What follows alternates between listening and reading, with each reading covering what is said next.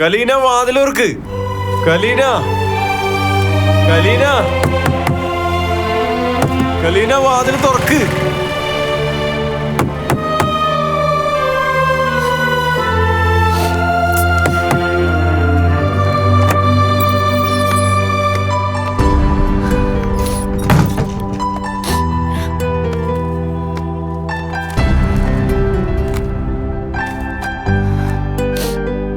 കലീന എന്റെ മുഖത്തേക്ക് നോക്ക്. എന്താ? ഞാൻ നിന്നോട് നുണ പറഞ്ഞത് നിന്നെ എനിക്ക് ഇഷ്ടമായോണ്ടാണ്.